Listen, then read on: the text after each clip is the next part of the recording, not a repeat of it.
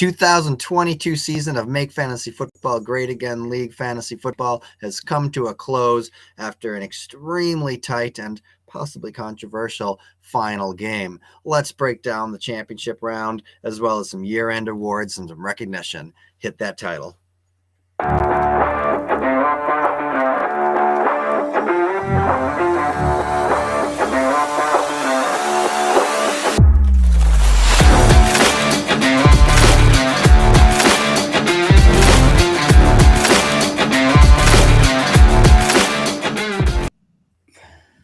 Welcome to the Chuck and Dave Pod. I'm Chuck. I'm Dave. It's the pod. This is the pod. This is technically the last official pod of the 2022 fantasy football season. And what a ride it's been. It has been a crazy, crazy ride. It has been. I think, but they've probably all been kind of close, but certainly this year with the spotlight that we've put on every single week and the stories that we've followed, then it's been the most enjoyable season, I think. It has been one of the more enjoyable seasons so far. It's most engaging interaction, all that stuff. So hopefully some people show up. Hopefully at least Jordan or Josh shows up. We got our bubbly for the awards banquet that we're hosting. We've got trophies. I've got certificates. We've got awards. We blew the lid off of this thing. We have everything that you can think you and dream you wanted in a show is happening. Except for a championship for 7 people.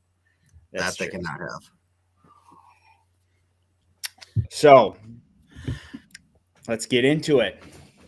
Well, as we know, this last week championship, which affected probably thousands of fantasy football leagues across the nation and the world, pretty much blown into disarray. We're, of course, all very happy that Damar Hamlin is now back in Buffalo and seems like, heck, he could be playing football next year, it looks like. Yeah. I think he'd be a shoo-in for the Comeback Player of the Year award next year if he does anything even moderately. Honestly, I think they would give him that award. They gave it to Alex Smith just for being able to walk again on a field.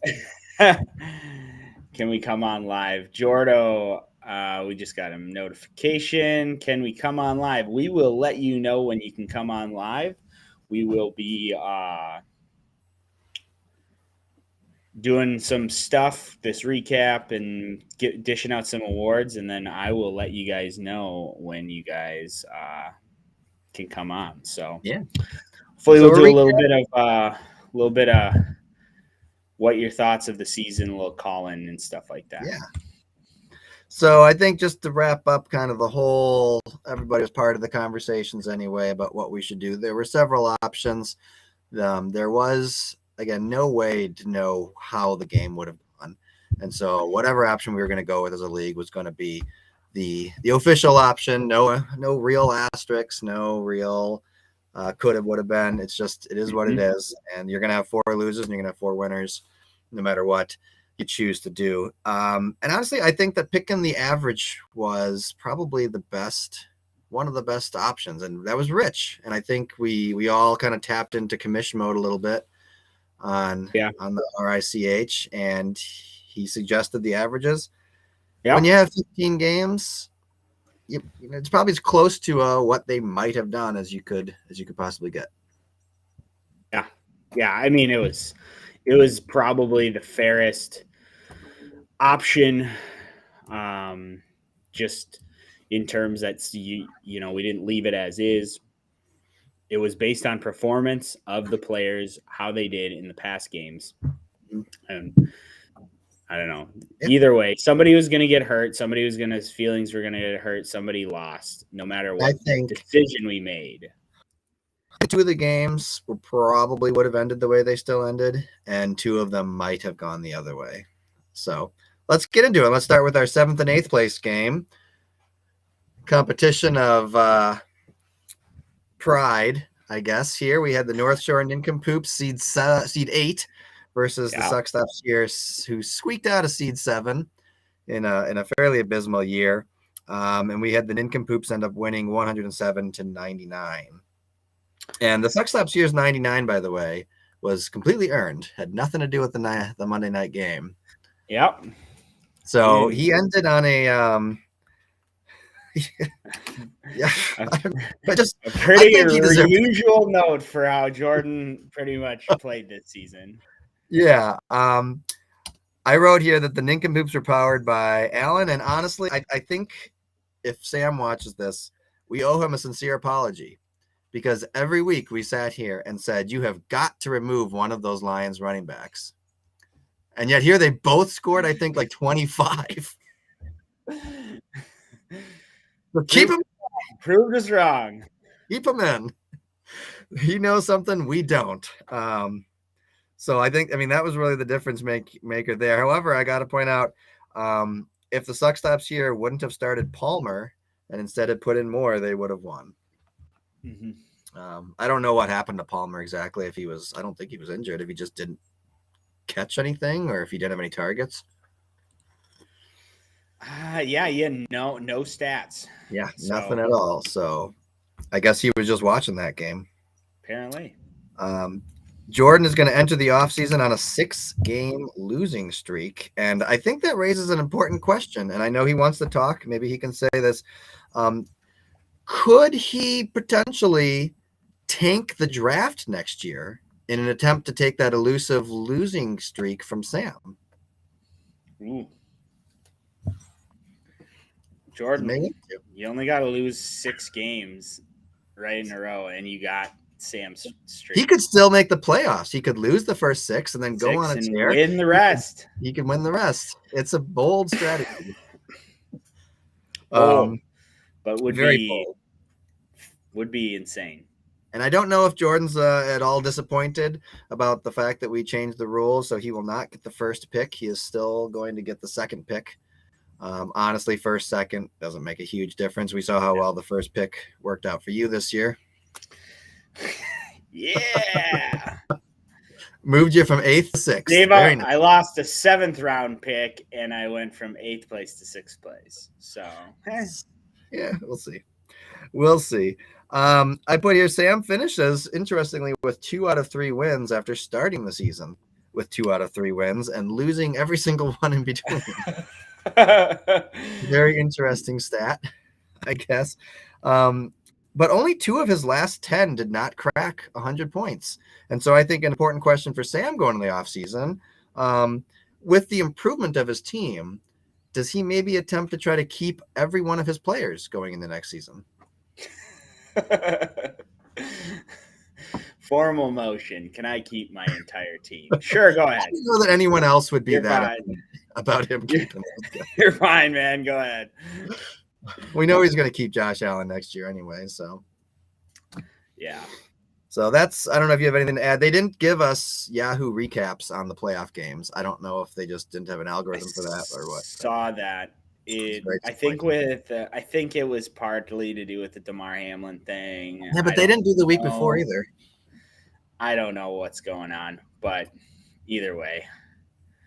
Yeah, my thought was they only have like a regular season algorithm set up, so then like the stuff they're going to talk about. Well, I noticed they don't keep the scores. Do not change. Your points for and points against do not change once the playoffs start.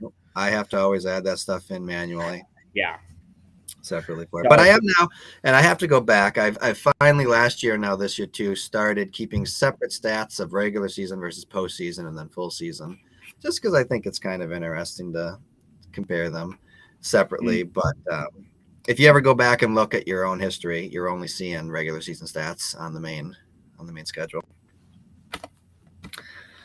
So next we have the highest scoring game of championship week. We have the fifth seeded Hurricanes, right? They were fifth seeded Hurricanes, 126 over the 6th seeded McFlurries, 124. Pretty close.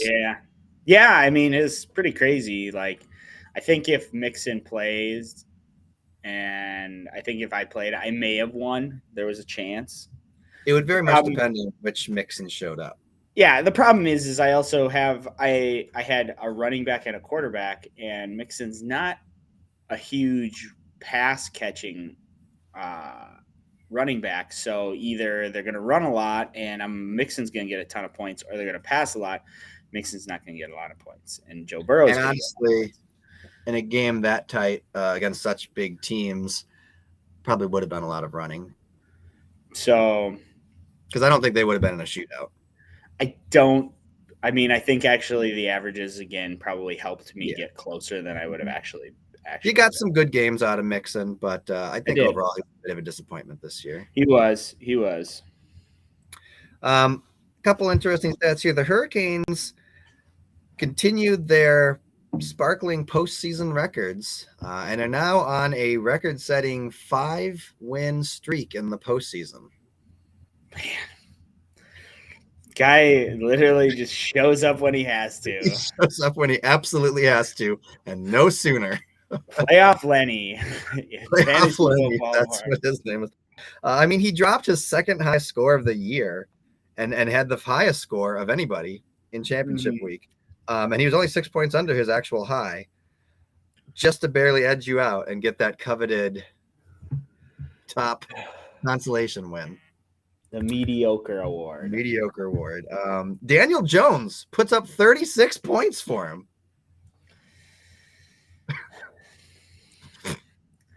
Guy I had him on my team at one point. You did. Daniel Jones is on my team. If the Raiders had been starting, if Derek Carr had been playing, Rich would have started Derek Carr over Daniel Jones. Yeah. And then he probably wouldn't have beat you. That's true, because Derek Carr sucks. They call him Danny Dimes for a reason. I think, unfortunately, the Giants will be lulled into keeping him around now, and he'll provide them with many more years of mediocre play. Probably. I think Lamb and Cooper kind of shot out of nowhere for him too, but but Dave is left with question marks. Couldn't quite get it done. You got your defense put up 27 points.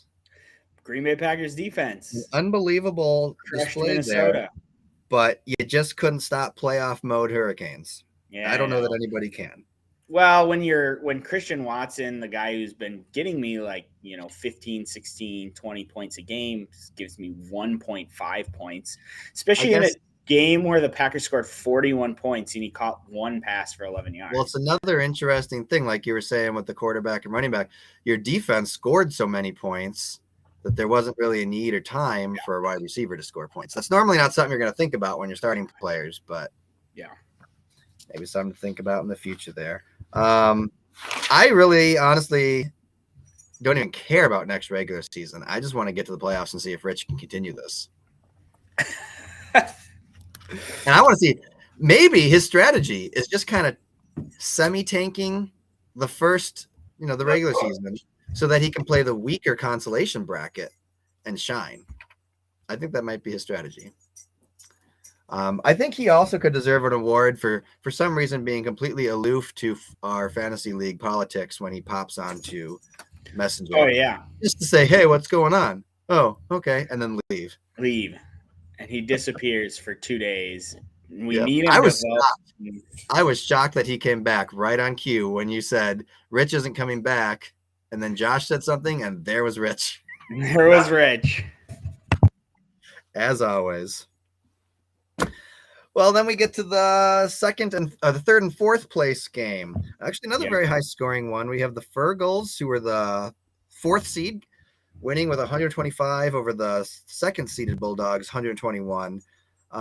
The Bulldogs had a breakout season this year. I don't think anybody can take that from the Bulldogs this year. He has been the doormat of this league for 3 years and just lit it up with Sam's team this year. Yeah. Only to end with a 3-game losing streak to finish fourth. Yeah, he was the opposite. He was the Green Bay Packers of our league and just really collapsed under the weight of the playoffs and just kind of just could not perform when his scores were admirable. It's not like he lost 79 in week 16 he had a 79.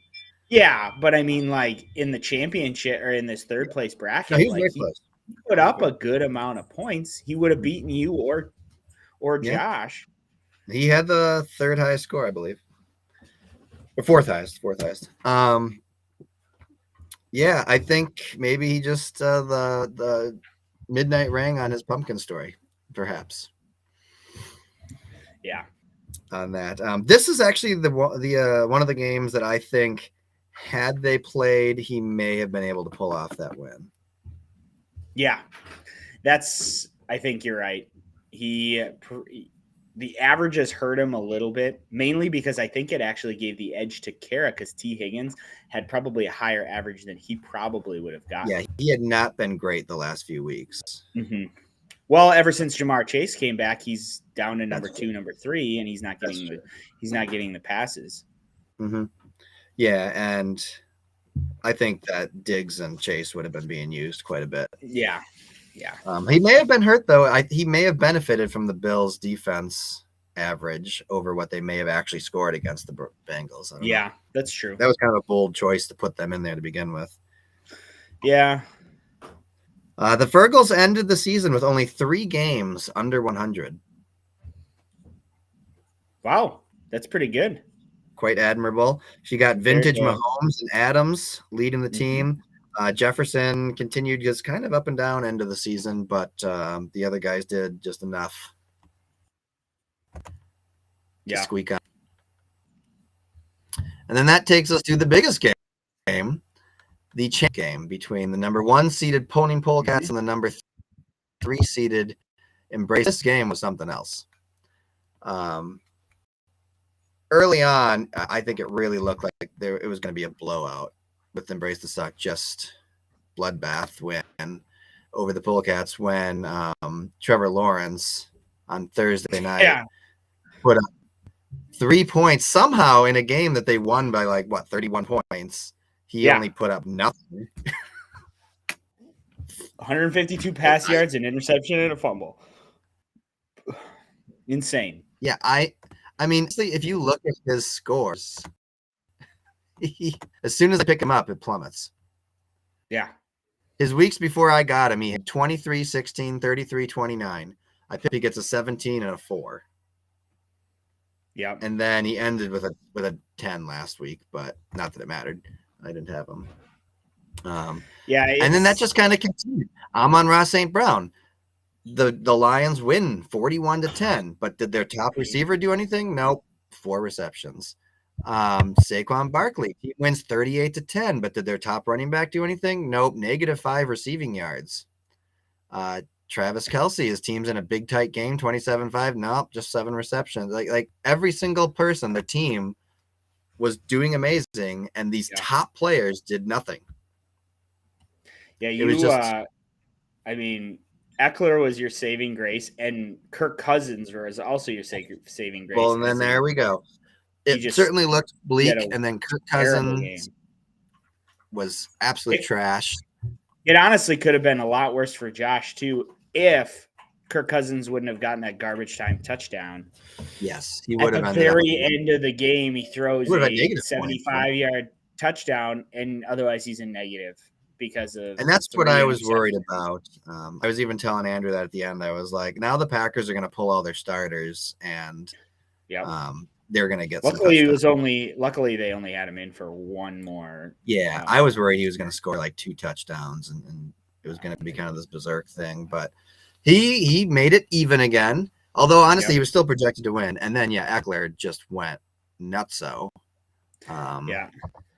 On things, and that pulled it into what should have been an absolutely exciting Monday night game. Polecats ahead by 5, and both kickers are it. I mean, you can't write that. It is insane.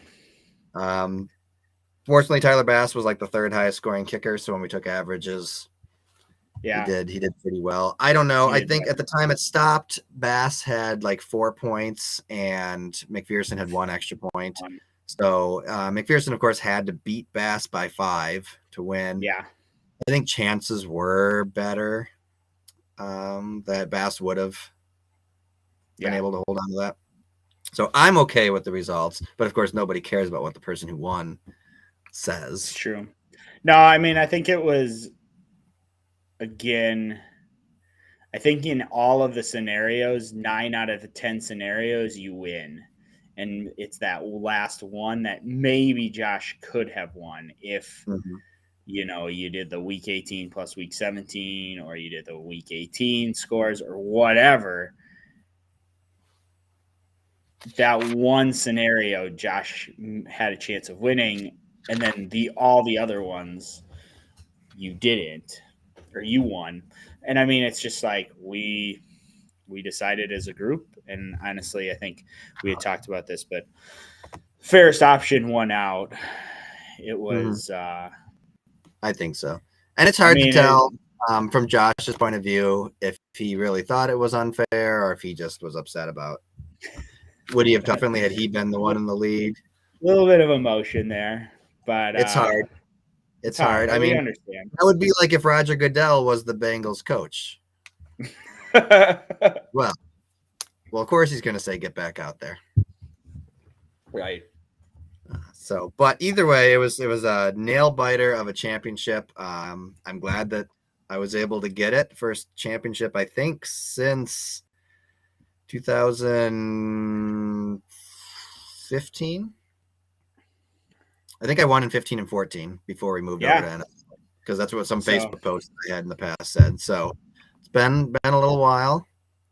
Congratulations, Chuck. I wish I had more chance to do like some cool music or something. I gotta, again, probably starting next year, I'm gonna look into some more advanced stuff. Get this, if we continue to do this podcast, I want to up the production value a little bit. But we do have a trophy. Dun dun dun dun. Here we go. Oh wait, here we go. We got music coming here. I don't know how well it's gonna cut across. Don't go. Make us get demonetized.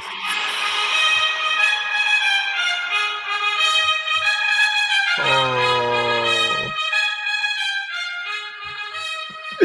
Dude, I am definitely gonna get a copyright thing for this. No.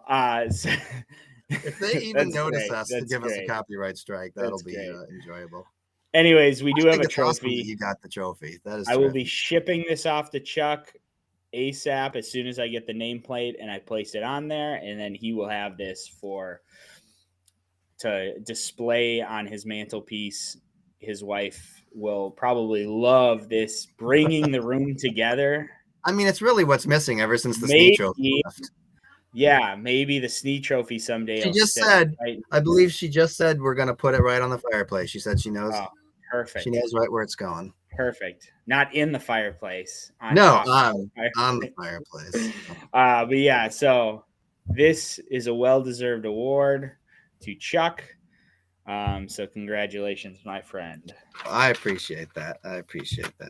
It was quite the season for the Polecats. I doubt I'll ever have or if I do, it'll be a long time till I have a season like that again.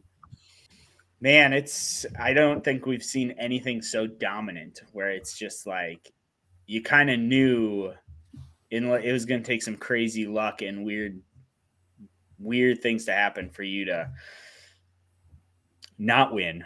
Honestly, your playoffs, you started to shrink mainly because of injuries and stuff. Because, like, I was like, why even have the playoffs? Just give the trophy to Chuck, because, like, the playoffs were certainly 160 points. Yeah, the playoffs were certainly my weakest time of the whole year, unfortunately. But yeah, so I want to just drop some kind of end of the year little stats here. I have updated our record book for 2022 with most things. Now, there's a couple things that can't really happen. If you look at the actual Yahoo record book, hurtful, Jordan, hurtful, but no, our views, there's like 11 views on one of them. It does double digits. We had 14, I think, once. I know, and I think that was the one where we had possibly some porn spam and some the guy asking us that one question randomly. I know. I got an email from YouTube to fill out for advertising money, but I didn't get to it. What was I? Oh, so if you look on the Yahoo thing and you're looking, especially under like specific stuff, the stats or whatever, things like least amount of passing yards will say it goes to you and Sam at 0 because Burrow and Allen did not play in week 17. Oh yeah, that sucks. So any of the individual stats for a single game, the record is gonna say 0, even though it just didn't happen. And then some of the stats on there are also affected by the fact that our commissioner has not actually gone in and updated the scores for the It's final. true. Josh, if you are on, you can do this. You go into the scores. It's part of the commissioner's tool. I did this all the time when I was commissioner to make sure I won. I'm kidding. I'm just kidding. But I know there's commissioner's tools to add in the scores. If you could do that, I know it would help Chuck out a lot. Yeah, now I changed because I have access to the scores. As far as that goes, it's fine. It's just if you look in the year, but honestly, it's not good looking at the record book at all because it only goes back to 2020, I believe, when we became the Make Fantasy Football Great Again League. So the best place to go is my record book, which I believe I've shared with everybody and made open. So just a few interesting tidbits here. There's still a few matchups that have never occurred in the playoffs, although we had several happen for the first time this year. So Dave, me and you have never met in the playoffs next year, at least since 2016. Wow. Todd and Sam have never met because they've never been in the same bracket. Yeah, that's true. Josh and Kara, even though they got so close this year, have never met. Josh and Rich, Sam and Dave have never played. Kara and Jordan, and then Jordan and Rich have also never played. So we still have many matchups that have never happened in the playoffs. The most played teams all time, so this includes regular season and playoffs, we have 2 that have played each other a total of 14 times, and that's you and Kara and Jordan and Josh. So family affairs. With those. You and Kara, you are losing 6, 7, and 1. Ooh. And Josh is beating Jordan 9 and 5. Ooh, that's all time. So he's Jordan pulled away this year when he beat Jordan 3 times. Yeah, that hurt. That hurt him a little bit, but there's always next year. With things. What do we have here? I started kind of keeping track of some like most points in a loss and least points in a win.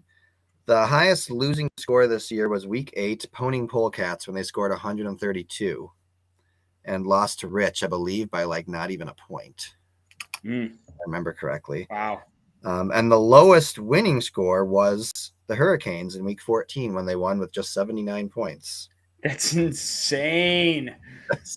That's so crazy. I believe they played the Nincompoops.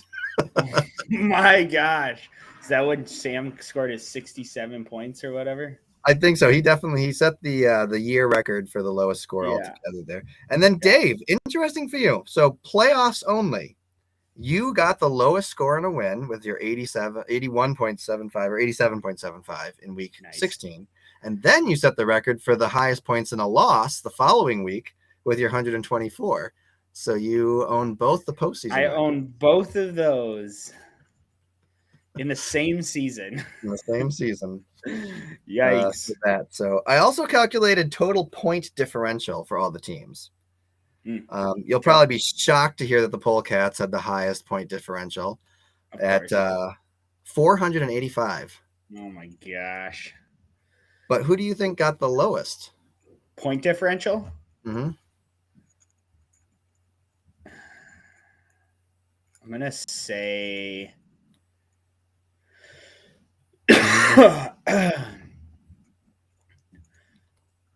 Sam. Close. Actually, not that close. It was you.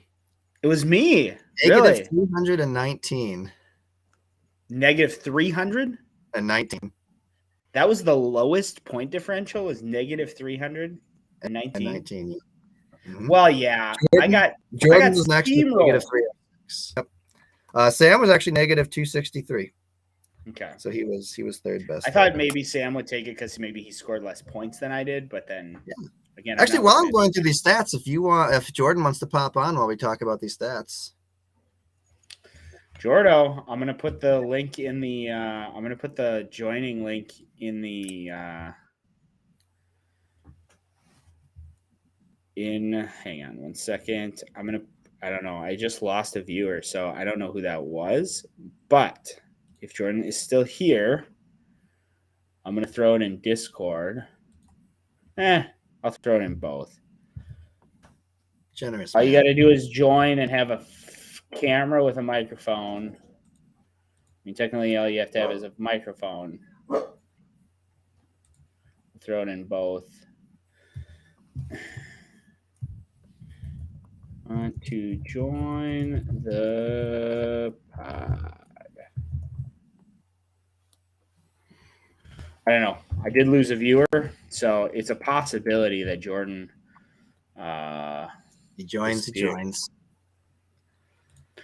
But I know. Oh, no, yeah. He's on Discord. All right. Join Discord. So. Well, here's I'll wait for Jordan to get to that one there. Here he comes. There we go. Welcome, Jordan. Actually, hang on 1 second. I'll for those who don't know, we've got which video is that? Man. I don't know if this is the one. No. Sorry. Never mind. I can't find it. For those who don't know, this is the host of the what's this podcast called again? Don't know. Three Corners Weekly. Welcome. Can you hear me? Yeah, we can hear you. Last year's champ. You said, first of all, you put last year's champ, but well, we know what you're trying to say. I was in a hurry. Don't change it. Welcome. Oh. We're talking stats. A little bit. Yeah. Hey, I have a crazy stat for you. You guys, let's hear it. Never started the podcast at the exact same time. Wow. What's that? We've never started at the exact same time. Never started at the exact same time. That is true. Hey, it's usually around 8:30. But here's the Central Standard Time. Here's the thing. Dave says, clear your schedule from 5 to 9 and be like, my wife says, Jordan, dinner. Sorry, podcast might start. Jordan, can you change Jude's diapers? Because I got to wait for Dave's podcast. I got to clear my whole day because I just don't know when they're going to come on. To be fair, he's always gonna drop a link, an invite, at least 20 minutes before. Yeah. He's never just like, bam, we're on. So you got time to change that diaper. Don't let us hold you back. I'm eating some cake. Well, here's a stat that's gonna look different if you actually look on the page, the Yahoo. They're going to say that Kara got another biggest blowout because Todd had like no points after not having two receivers or his defense in. But the actual biggest blowout award winner in the final game was the North Shore Nincompoops, beating our own last year's champ by 8 points. That's the biggest blowout. That's insane. Mm-hmm. That is crazy. Smallest, biggest blowout. That is for sure. Where's some other interesting tidbits here? I wrote interesting playoff stats. The Hurricanes had the most points scored in the postseason of any team. And they had the 7th most points scored during the regular season. Again, playoff Lenny, man. He's playoff Lenny. Playoff Lenny. The least playoff points was Commissioner Josh. That's not surprising. He's Not surprising at all. Because he relies on his opponents being weak. to collapse. He Which relies he on the almost collapse did. of his He opponents, and it almost- works every time. He was But 3 that's 2 votes years in a away. row. Oh, we get to that. The Polecats are entering 2023 on an 8-game win streak. So if they win the first 2 games of the next season, they will pass Dave's current record of 9 wins in a row. But that doesn't happen often. Usually teams do not continue into the next season the way they picked up on things. So I guess they would tie. Sorry, the record for win streak right now is Dave at 10. Because, Dave, you won the championship in 2018 on a 9-game win streak and then won the first game in 2019. So it's 10. So I have to win the longest win streak in history that I have found so far, yes. Interesting. Mm-hmm. And then just a few more little tidbits here. I know Jordan's going to want to weigh in on this. Let's talk about how our first-round picks went. Is he outside in a pool? No. I think he just put a fake background in. No. I don't know. He lives down south. Not quite that south. Oh, and Jordan died. Now he's gone. You can rejoin again, Jordan. Anyways, keep going. So the worst first-round pick was the first overall pick, Jonathan Taylor by the McFlurries. That oh-so-coveted pick earned from the hardest thinking we have ever seen. And then to be traded away halfway through the season. That'll always be a mar on my record is fighting so hard for Jonathan Taylor only to trade him away halfway through the season. Taylor did not work out. He scored 142 points. Narrowly beat out by Cooper Kupp, who missed like half the season. Cooper Kupp, man, that was a fall from grace. Well, he was injured too. But the top first round pick was actually the Polecats, Austin Eckler, 342 points. And it's a shame that he was a first round pick and I cannot make him my keeper.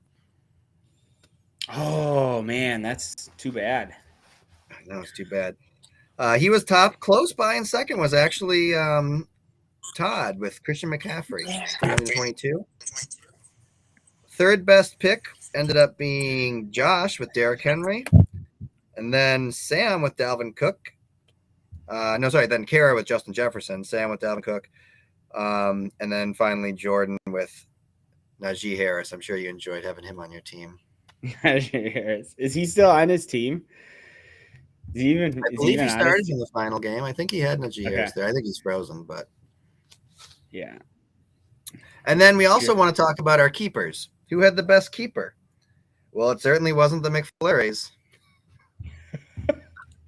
How'd Chase Claypool work out for you? Chase Claypool. I forgot I even kept him. Honestly, it was like when you said keepers, I'm like, man, I don't even remember my keeper. I had to look him up too because I remember in the draft you were waffling about just not having a keeper. You were like, nobody on my team. Because I didn't have a keeper.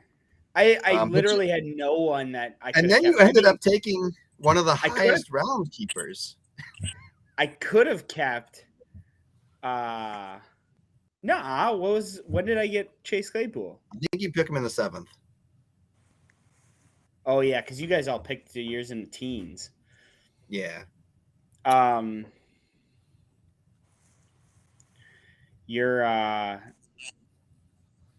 that's right. Yeah, Chase Claypool. What a bum. Claypool got you a total 84 points on the whole year. Well, that's how many he scored total. Is that how many he scored for me, or is that how much he scored? No, that's how many he scored total. Yeah, I don't think I even started him, man. No. I think I may have started him first week. It should be no surprise who the highest scoring keeper was. Patrick Mahomes. Close. Only 28 points behind Josh Allen, Sam's keeper. But as far as non-quarterback keepers, the best one was Barkley. Aaron Rodgers was a bust. Aaron Rodgers was a great. I don't know why you kept the Aaron Rodgers.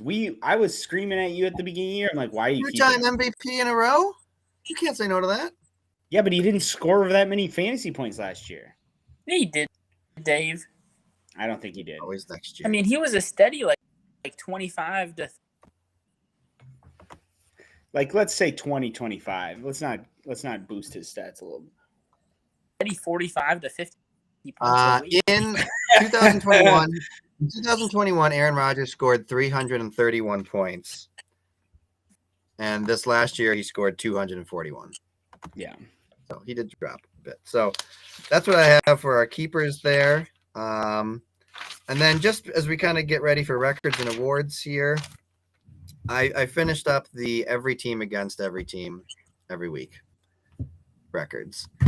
And the worst record with a 30% win was the Suck Stops here with a 36-84 record. Oh, that's Oh, yes. He's speechless. Second worst was actually the McFlurries, 41-78. You got a little lucky. Third, then, very close, is the Nincompoops, 43-76. And then the Hurricane Force wins with a 40% win rate, 48-71. And then a huge jump when we go into the playoff teams. Josh was the weakest playoff team, 67-52. Then the Bulldogs, 68-51. The Fergles were second best, 76-43. And the top record was, of course, the Polecats, who would have won 98 and lost 21. It's insane. They played every week. 98 out of 119. Jordan, what are you doing? I don't know. He went dark. He just farts. So let's talk records and awards. Should we hand out an award or two first? Yeah, let's do some awards here. All right. So obviously the coveted championship trophy is going to Chuck. Just go Chuck. That trophy is awesome. I also a year ago you should be. You should. Yeah. But I'll take it back next year. It's not a traveling trophy. I think we need to buy back trophies and send them out to all the past winners. So I'm gonna randomly pick a person. So I have a couple of awards here. I got some nice certificates for people. I'll mail them out to you guys when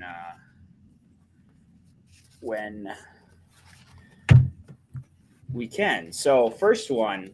The award is the Never Wavering Award. This award goes to the person who did the least amount of moves. Waiver moves. The waiver moves. Why take your team when it's perfect as is? Yeah, never wavered. And that goes to Koeller with the Fighting Fergles with 4 roster moves this season. That takes a lot of courage to stand through a whole season and only pick up 4 players. You got injuries, you got players underperforming, but you still keep playing them. And it didn't affect her. She did very well. She did not need to change. Her team was fine. She didn't really need to change her team. She did her 4 moves probably during bye weeks, and she was fine. Probably switched out some defenses, honestly, isn't it? Jordan's back. Keeps bugging out. Well, what I'm trying to do is reset my camera. My camera's not working. Yeah, this happened to you last time. Anyways, next. I got another one. All right, this is the started from the bottom. So this award goes out to the person who had the worst record in 2021 and improved the most in 2022. And that is our very own Todd Koeller, who we have talked about endlessly on this pod about how proud of his team we are, about picking up their bootstraps and pulling themselves out of the mud and no longer to be used as a doormat. He went from, so there was actually 2 tied. He jumped 3 spots from 7th to 4th. Kara jumped from 6th to 3rd, but because Todd was much lower or a spot lower, we decided to give him the starter from the bottom award.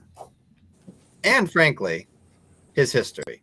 He has never had a winning season. He still holds the records for the worst of everything almost. His two win season comes to mind. We can't overstate this. It would essentially be like if the Texans would have gone to the divisional round this year.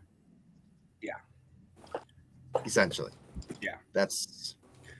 I look forward to seeing how his auto draft goes next year. See if he goes back to his old ways. Goes back. What else do we got? All right, next one. Let's see what we got. Ooh.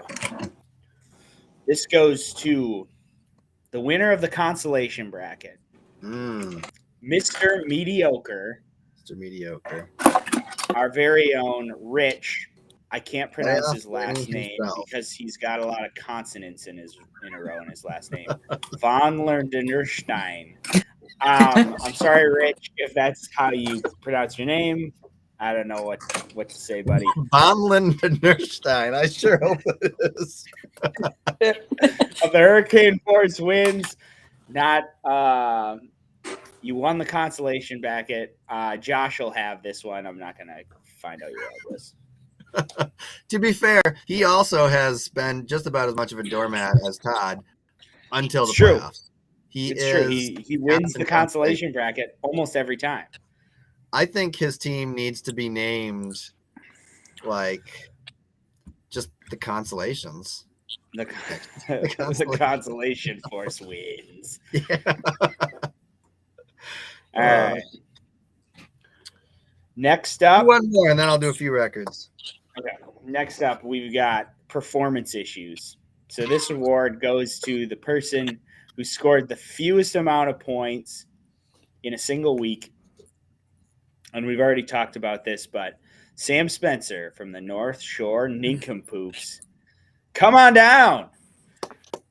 You had some serious performance issues you had some serious performance issues in week 7 when he scored 63.64 points, which also gave any private conversation, not on a pod. And it was no buys? No. Oh my gosh. Yeah, that was a rough week for Sam and the North Shore Nincompoops. So congratulations. And I believe that award comes with some blue pills, right? Yeah. Awesome. From Roman. Well, here's a few records. I gotta say, these are all the records that were broken this year. Right. That is insane. It was a huge year for records. I'm gonna start with the ones that are probably the least interesting. These are ones that deal with kind of individual types of points per game or per season. The most new records, by the way, I believe were set by the Polecats. But there were several others too. So the highest scoring keeper, which we already kind of talked about, Kara with 430 points with Patrick Mahomes, sets the record for the highest scoring keeper. Now, we haven't had keepers that long. I think we've only had keepers, 4 years when we started? Yeah. 3 or 4 years. I think your last year we did keepers. 4 or 5, probably, yeah. She breaks Dave's old record when he, in 2019, kept McCaffrey, who scored 406. Coincidentally, Dave continued to keep McCaffrey, even though he continued to not score points. It's true. The next 2 years were basically he went to IR immediately. Mm-hmm. The most field goals in a season was broken. Actually, it was tied. Todd got 34 field goals this year, which tied the 2021 record of 34, also set by Todd. Wow. Todd also had the most field goals in 2020. 3 years in a row, he has field goals. He knows how to pick those kickers. Maybe we should make an award for that for him. Yeah. Maybe Mr. Legs award. Mr. Legs. Todd has chicken legs. What's that? In real chicken life. Legs? He said Todd in real life has skinny little chicken legs. I'm sure he could kick. The most field goals in a game was broken. Now, for several years, we've had multiple times where 5 field goals were scored in a game. But this year, the Polecats were lucky enough to have a game where Tyler Bass booted 6 of them in one game, setting a new record. Most rushing yards in a season was broken. Josh got 4,731. That destroyed Kara's record from last year with 4,072. Now, a lot of these season ones for teams, again, we've only had 2 years where they've had all these games, this one extra game, so it's going to be kind of new there. Most passing yards in a season, Kara, 5,334. She just eked out her previous record that she set in 2018. Of course, she always starts Patrick Mahomes. No one's going to beat her record for passing yards for a while. Most points from the draft. Now, this ties in with the Never Wavering Award. Kara scored 2,019 of her points this year from draft members. And that topped Sam's 2018 record of 1,972. I mean, that makes sense with the Never Wavering Award. She only worked with draft. She only ever picked up 4 people to give her waiver points, so that's not going to get you very far. And then the last one I'll say right now, the largest margin of victory, the Polecats destroyed that when they took out the McFlurries by 101 points or 109 or whatever it was, 106. That was a great game. I'd like to relive that game every week. How'd that feel, Dave? It's a good game. Yes. Just getting smoked.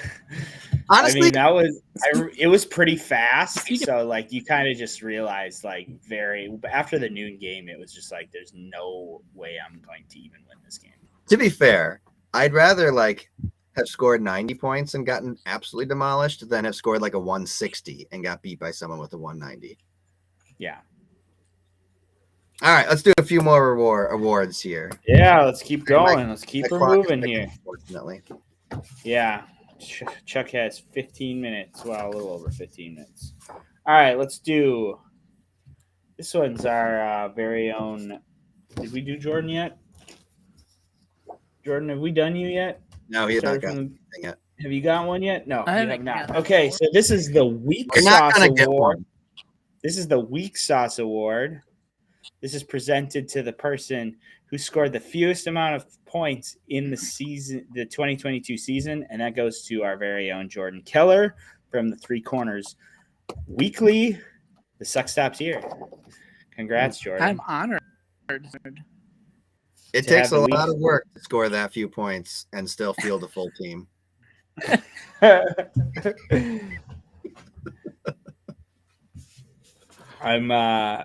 Yeah, it was a rough. I mean, it was just a rough season for you, Jordan. Honestly, you lucked out a bit getting the wins you did get, as many, I think. But it's a new year now, right? It's a new year.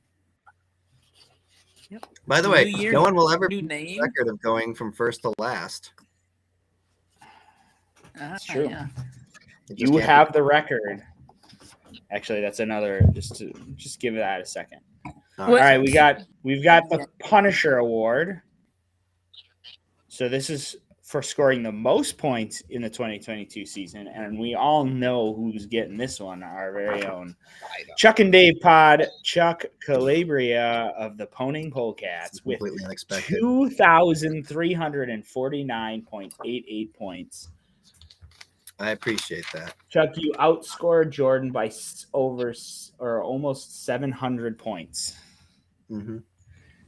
Jordan, how does that feel that he basically beat you? I'd like to thank my mom and dad and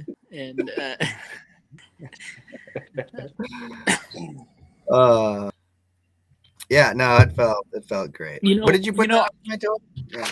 What's that? Did you put my adjusted total on there? It's whatever you put on the stat sheet that you put. So 2,349.88 points. I just wanted to hear that number again. You'll never touch it again. No problem. Well, who knows what things Josh will change next year, so we all score. Yeah, to balloon the scores. He's gonna put fumble is worth 10 points just because you feel bad. Points. All right, let me check it. Another one. I'll toss out some more. All right, well, we just did the Punisher Award. We'll do the Punished Award. And that goes to another member of the Chuck and Dave pod, Dave, me, for having the most points scored against me in the 2022 season, 2,060.24 points. Brutal. Me, Fists of McFlurry got punished this year. And that's actually, that's not this year and last year. Mm-hmm. Did you have the most points against you last year too? No, but I was close. Yeah. I was close. And I guess I did. I still kind of got beat down. I will tell you, that's a that was broken. That is the most points that anyone has scored against them. Was mine? Yep. You broke Todd's 2019 record of 1,903 by over 100 points. Wow. Now, of course, that one had one less game, but the worst team last year did not beat that, and they had the extra game. So you also set the record for the season's points against average with 121 points against you every week, breaking Todd's 2019 record of 118. So, and averages don't lie. That was how do you beat 101 every week? You can't. Yeah, unless you're Chuck, there's no way I'm doing that. Like, once in my life, I want to see a team have like the most points scored against and the most points scored for. It is weird when you look back at the records. It is often that the last place team has like the least for and the most against, or one of the most in those categories. Yeah, and it shouldn't be related. Mm-hmm. You can suck because you got points against, but also scored well. But it doesn't Yeah, happen. like if you would have had my points scored, if you would have had my points scored against, you still would have a pretty high record. But it would have been worse because you'd have just beaten them. Yeah, so. it would have been a little worse. But yeah, I don't know. It's just interesting. So here's a few more records. But obviously, sure, go ahead. And we talked about this a little bit. The longest loss streak was shattered by the Nincompoops this year. Previously, it was Todd's 8-game losing streak in 2019. Nincompoops with 11. Maybe matched, but beat, I don't know.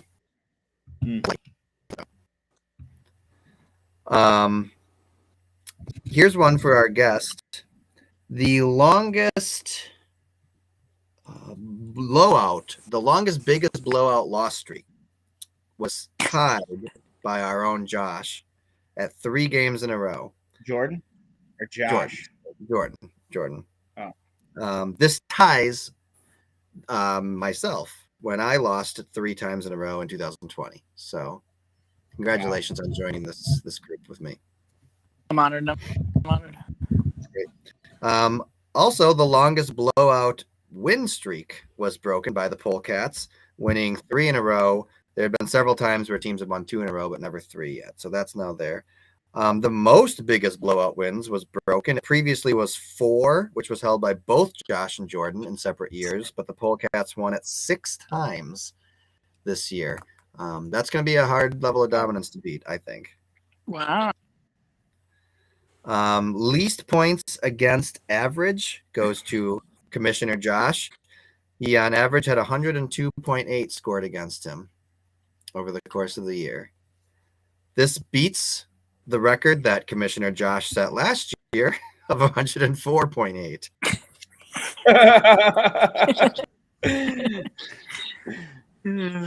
So scandal. I look forward to him dropping that even more next year. Yeah. Least points getting way less. Least points against in a 17-game season, he set with 1,700, breaking last year's record by him. Least points for by our own Jordan was set, as you said. Kara previously set it last year, but now Jordan beat it by about 60 points over what Kara. Now, again, there's only been 2 years that we've had 17 games, so that's probably a record that'll change as we go forward. Yeah. And then Polecats set the best full season record at 14-3, taking out, Jordan's 2021 record of 12-5. Wow. That's the best we had before then. It's the record. But what's that? said The, it's the record. it is a record. Yeah. The regular season record was set by the Polecats 12-3, beating Sam's 11-3 2018 season. Mm-hmm. I think really 2018 season is probably the closest comparison.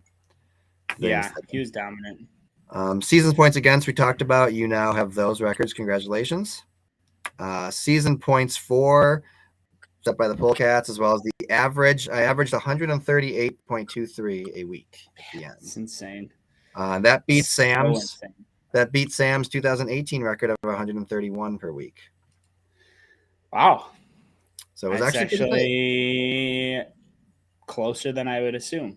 and it's crazy because Sam had that season in 2018, and he did not. What did he end up? His record was not as good as you would think for that. Mm-hmm. Let me pull it up real quick. He ended up with just I guess he won 11-3, but then he lost both of the postseason games and finished 11-5. So, Man, honestly, for as good as Sam was in that streak, he didn't do great in the postseason. yeah. And then last couple of awards here, or last couple of records, and these relate to the championship game. This game set the smallest championship margin at just 6.93, which beat the Nice. previous of 18 points by Sam over Kara in 2020. And I think it was going to be setting the record no matter how, even if the game had been played. I think we're talking a record there. I don't think one kicker was going to outscore another by like 20 points. Yeah. And then lastly, it was the lowest composite it was the lowest championship winning score at 110.6. No, sorry, just the low. It was also the lowest combined. But it was the lowest championship win. Previously, that was Sam in 2019 with 121, so 11 points less. Nice. So those are your records that were broken in 2022. Nice. Got a few last awards just to finish her off here. Mm-hmm. Pretty much everybody's got one. So, Eternal Nightmare Award. This goes to the person with the longest losing streak. And what a nightmare it was. And that was a nightmare. Starting off at 2-1, basically like kind of moving in an upward trajectory. Sam, from week 4 to 14, lost 11 straight wins. Or 11 straight games. So the North Shore Nincompoops have the Eternal Darkness Award.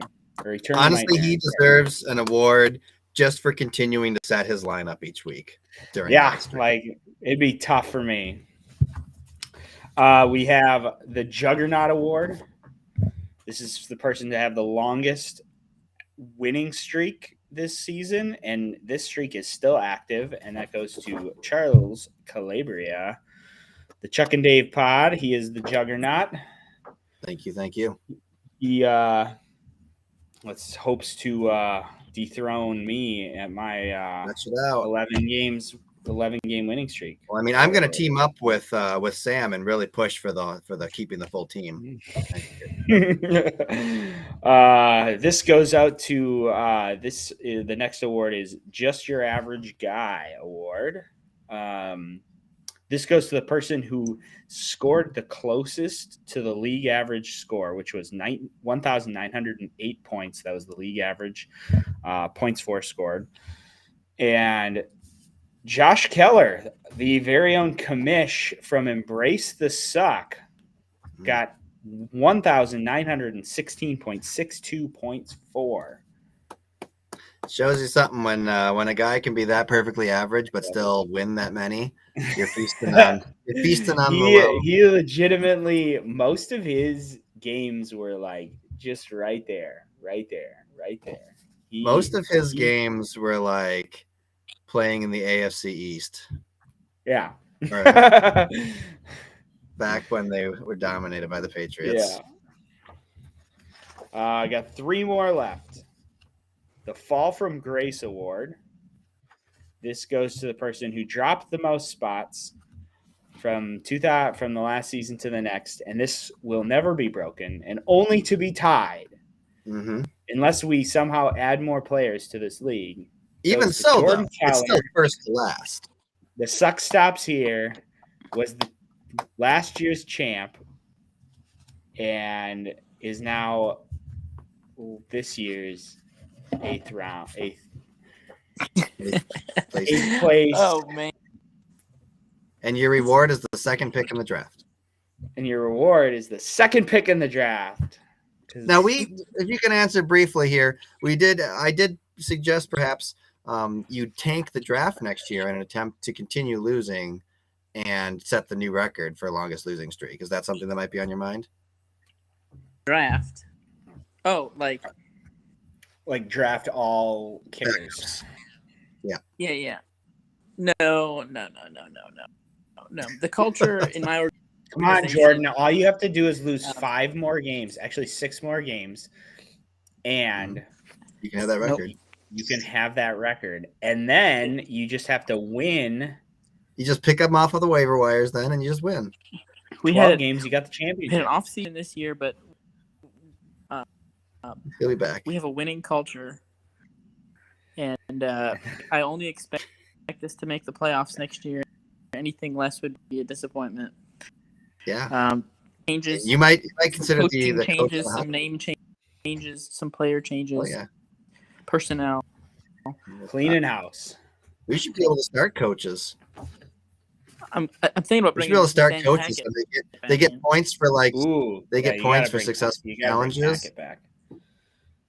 Oh yeah, I think you need to interview him seriously. Do I keep? So we got 2 Do left. I keep Rodgers again?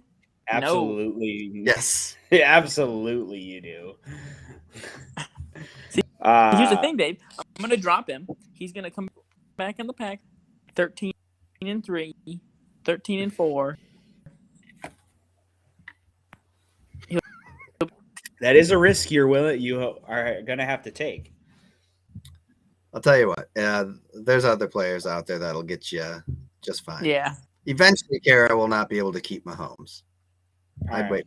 We gotta keep moving. Let's keep it moving. Chuck's on a deadline. On a deadline. All right. So, second to last, Wheelin' and Dealin' Award. This is for the person who made the most roster moves in the 2022 season, and it goes to me, Dave Koeller, of the Fists of McFlurry. You sure worked hard. I worked really hard to get from the bottom to 6th place. Correlation. Is there a correlation between moves. Making the moves and success? Typically not, because usually it's just me making a crap ton of moves, no matter where I finish. This is the first year, I think, since 2016 or 17 that I did not have the most waiver moves. Interesting. Yeah. You did not beat Ocean and Prohl's 2016 record of 42 waiver moves. 42 waiver moves. They completely redid their team 3 times. Yeah. So my last award, the My Player Can Beat Your Player award, goes for the person who had the overall highest scoring player on their team, and that was Patrick Mahomes with 430.1 points. That goes to Kara and the Fighting Fergals. We just went ahead and I'm almost positive she gained all of those 430 points. Yeah, she started him every game. She started him every game he could start. So, congrats to her. Yeah, very much so. And congrats to the entire season. Congrats to the league. It was a wonderful season. I love the engagement. This was fun. Having this podcast was fun. Having people engaged was fun. Yeah. It was a blast. Exposing the commissioner for who he truly is was fun. Yeah. Yeah. I don't know what we're gonna do going forward. I think we start saying from now on, the winner of the consolation bracket becomes next year's commissioner. Ooh. Which would still be Josh. Hey, can I bring something up to leave? Sure. What do you got? Has there been any more discussion about adding more teams rather into the playoffs? That'll have to be discussed.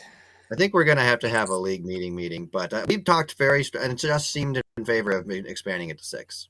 Yeah, and I think honestly, I think most people are in favor of expanding it. which I'm totally okay with. I think it would tighten that playoff race at the end while still keeping the two worst teams out. Yeah. Yep. The last you two, imagine? you probably don't have a chance. Yeah. Yeah. Anyways, go ahead, Chuck. I got to get Jet in here, but I think one last thing we got to say. Let's get everybody's Super Bowl winner pick real quick. Well, Super Bowl, who's going to be in the Super Bowl and who's going to win? Who's going to win? So I think it's going to be Chiefs versus oh, man. Come on, Cowboys, man. Cowboys. Oh, I don't want it to be the Cowboys. I think Brady. no, because I think Dak is really on a downward spiral. Yeah. I think it could be the Giants, though. I just have this weird feeling about the Giants. But I'm gonna say Chiefs versus Eagles, and Chiefs win. How about you, Jordan? Eagles in the NFC are going to take on the Bengals. Oh, I think the Bengals are going to I think the Bengals are going to win. that'd be great. Who do you pick for the NFC? I didn't catch that. The Eagles. Eagles. I'm going to tell you what. Mr. Irrelevant will be given the Super Bowl MVP award this year. Really? You think so? Brock Purdy. I would love to see Brock Purdy and Mr. Irrelevant show that literally anybody can quarterback the 49ers. A broomstick. Just to be traded for a king's ransom to the Texans, where he then throws more interceptions than touchdowns next year. Yeah. What do you do in their situation? I gotta say, you feel like the Niners have to collapse at some point, but they just keep dominating. And it's got to be because they have an awesome defense and they have so many skill makers in the offense that all the quarterback has to do is like basically get the ball to those people, and it's going to happen. Yeah. I think they have as good a shot as anybody. On the AFC side, I think the Bills are going to finally be able to do it. They did beat the Chiefs this year. They've just been – I just think it's about their year, at least to get to the Super Bowl. So Bills? That'd be a good I think it's going to be Bills-Niners. The Bills have been cooling off, though. I don't know. A pretty big win against the Patriots, though. Yeah, that's true. But, I mean, that was kind of the – With that, unfortunately, I need to get jetting. Yeah, it was fun. Very much enjoyed this year. Yeah. We will let people know – I don't know what the podcast is going to look like, and if we want to do a pod during the draft or whatever to just maybe talk about future draft picks or whatever post-draft, I don't know, or if we want to do one in the summer. It'll be very sporadic, but we'll see you all guys next year for sure. Yes, I will very much. I'll keep the rest of the year just open. Every Wednesday, yes. Tuesday, Wednesday, Thursday, you should probably just keep it up, block it off. But all right, guys, this is fun. Have a great off season. Stay on the Discord. I've got some topics for some future things. Let's keep talking. All right. See you.